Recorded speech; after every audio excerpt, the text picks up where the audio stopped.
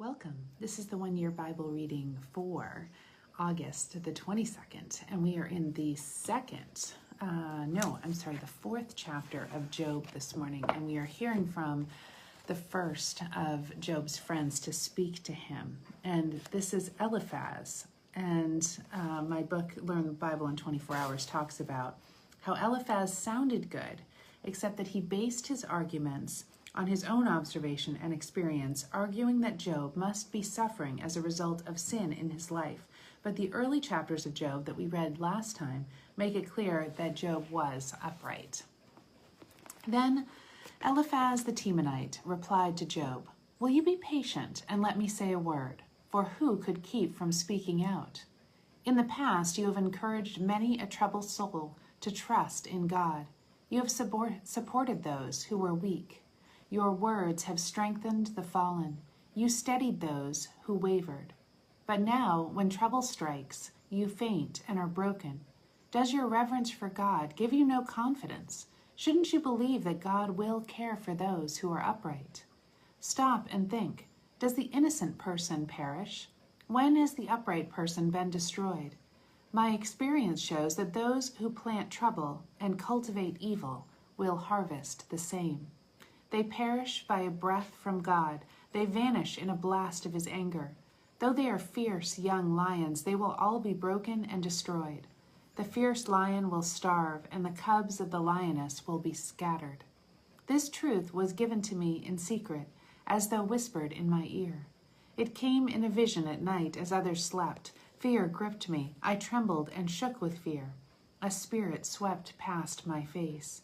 Its wind sent shivers up my spine. It stopped, but I couldn't see its shape. There was a form before my eyes, and a hushed voice said, "Can a mortal be just and upright before God? Can a person be pure before the Creator? If God cannot trust his own angels, and has charged some of them with folly, how much less will he trust those made of clay? Their foundation is dust, and they are crushed as easily as moths. They are alive in the morning, but by evening they are dead, gone forever without a trace. Their tent collapses, they die in ignorance." You may cry for help, but no one listens. You may turn to the angels, but they give you no help. Surely resentment destroys the fool, and jealousy kills the simple. From my experience, I know that fools who turn from God may be successful for the moment, but then comes sudden disaster. Their children are abandoned far from help, and no one to defend them.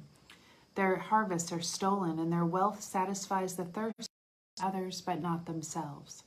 But evil does not spring from the soil, or trouble does not come out from the earth.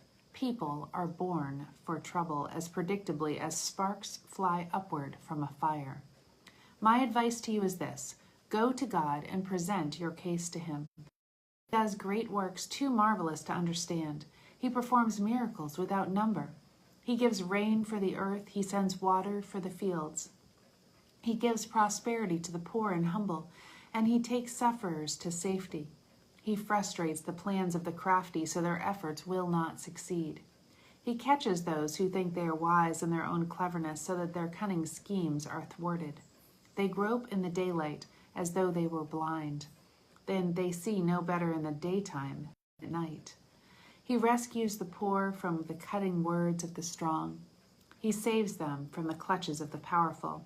And so at last the poor have hope, and the fangs of the wicked are broken. But consider the joy of those corrected by God. Do not despise the chastening of the Almighty when you sin. For though he wounds, he also bandages. He strikes, but his hands also heals. He will rescue you again and again, so that no evil can touch you. He will save you from death in time of famine, from the power of the sword in time of war. You will be safe from slander and will have no fear of destruction when it comes.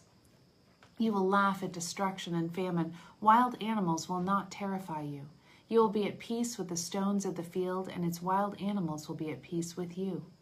You will know that your home is kept safe. When you visit your pastures, nothing will be missing. Your children will be many. Your descendants will be as plentiful as grass. You will live to a good old age. You will not be harvested until the proper time.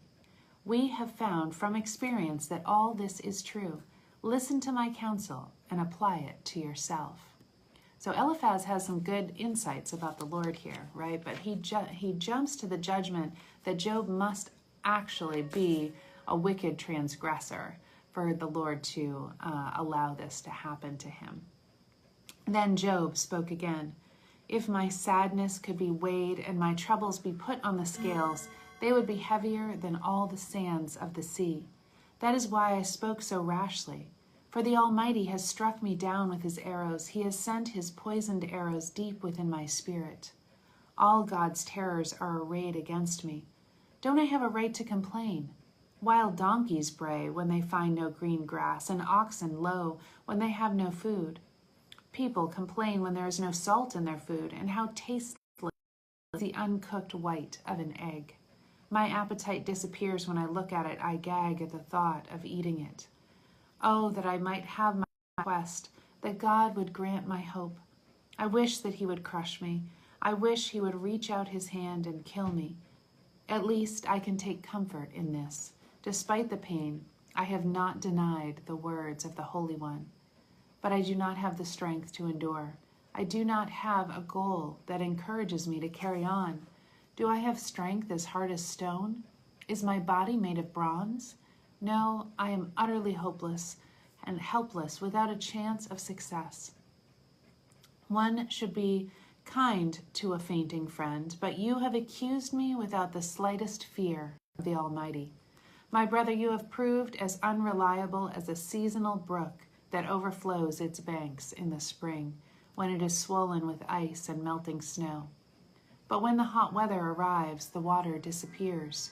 The brook vanishes in the heat. The caravans turn aside to be refreshed, but there is nothing there to drink, so they perish in the desert. With high hopes, the caravans from Tema and Sheba stop for water, but finding none, their hopes are dashed. You too have proved to be of no help.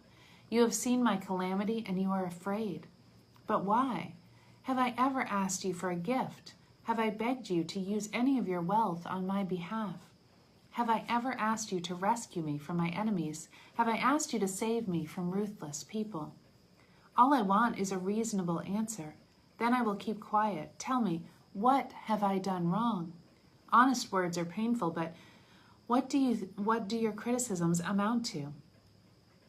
Do you think your words are convincing when you disregard my cry of desperation? Would you even send an orphan into slavery or sell a friend?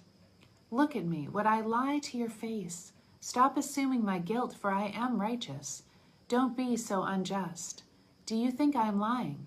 Don't you know the difference between right and wrong? Is this not the struggle of all humanity?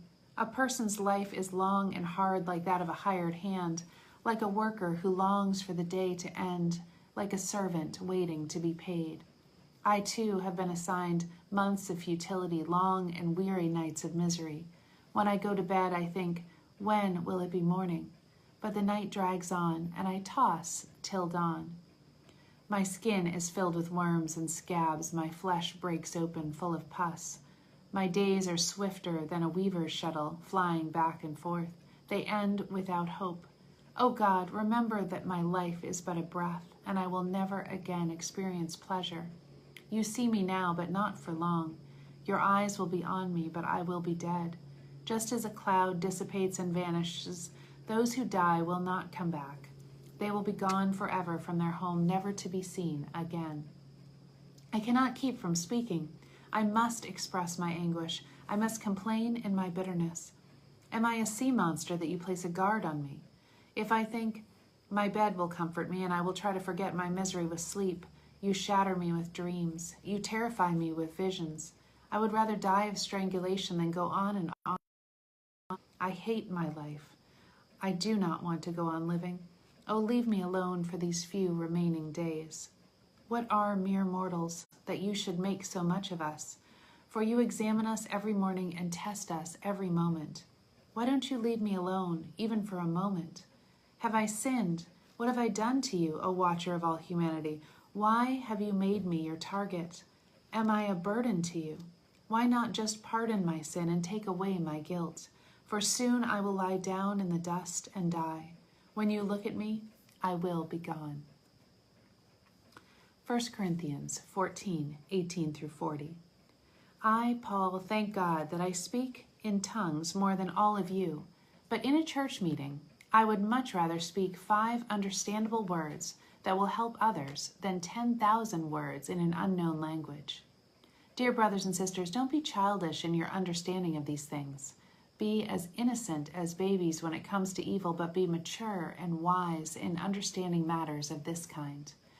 It is written in the scriptures, I will speak to my own people through unknown languages and through the lips of foreigners, but even then they will not listen to me, says the Lord.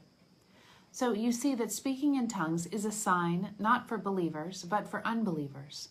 Prophecy, however, is for the benefit of believers, not unbelievers. Even so, if unbelievers or people who don't understand these things come into your meeting and hear everyone talking in an unknown language, they will think you are crazy. But if you are prophesying and unbelievers or people who don't understand these things come into your meeting, they will be convicted of sin, and they will be condemned by what you say. As they listen, their secret thoughts will be laid bare, and they will fall down on their knees and worship God, declaring, God is really here among you. Well, my brothers and sisters, let's summarize what I am saying. When you meet, one will sing, another will teach, another will tell some special revelation God has given, one will speak in an unknown language, while another will interpret what is said. But everything that is done must be useful to all and build them up in the Lord. No more than 2 or 3 should speak in an unknown language. They must speak one at a time, and someone must be ready to interpret what they are saying. But if no one is present who can interpret, they must be silent in your church meeting and speak in tongues to God privately. Let 2 or 3 prophesy, and let others evaluate what is said. But if someone is prophesying and receives a revelation from the Lord, the one who is speaking must stop. In this way, all who prophesy will have a turn to speak, one after the other, so that everyone will learn and be encouraged. Remember that people who prophesy are in control of their spirit and can wait their turn. For God is not a God of disorder, but of peace, as in all the other churches.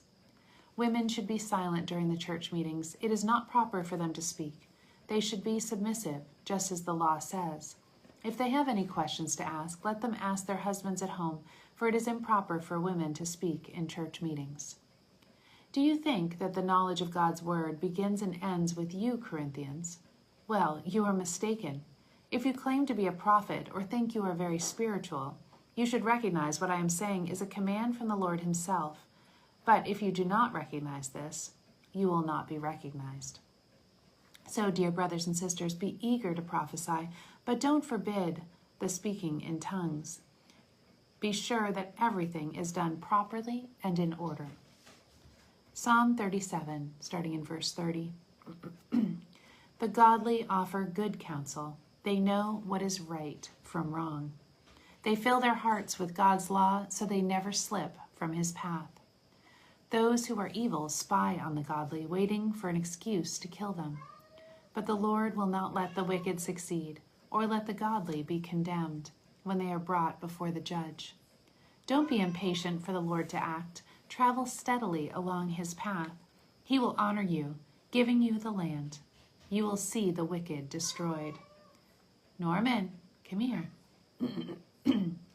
I myself have seen it happen, proud and evil people thriving like mighty trees. But when I looked again, they were gone. Though I searched for them, I could not find them. Look at those who are honest and good, for a wonderful future lies before those who love peace. But the wicked will be destroyed. They have no future. The Lord saves the godly. He is their fortress in times of trouble. The Lord rescues them, rescuing them from the wicked. He saves them. Find shelter in him. Proverbs 21:27. God loathes the sacrifice of an evil person, especially when it is brought with ulterior motives. To end today, I want to speak a blessing over you for the day, and this comes from Jeremiah 29:11-13, which says, For I know the plans I have for you, declares the Lord. plans to prosper you and not to harm you, plans to give you a hope and a future. Then you will call on me and come and pray to me, and I will listen to you. You will seek me and find me when you seek me with all your heart. May you pause today, look back over your shoulder, and remember the ways that God has been good to you, has come through for you, and has kept his word to you. May you look ahead in faith with expectancy as you get a sense of the land he wants you to claim. May faith rise up within you as you take your first steps in that direction. And may you embrace a renewed resolve to walk intimately with the one who loves you and has a beautiful plan for your life. He deserves some sacred space in your day today. Blessings to you. Love you all. Have a beautiful day.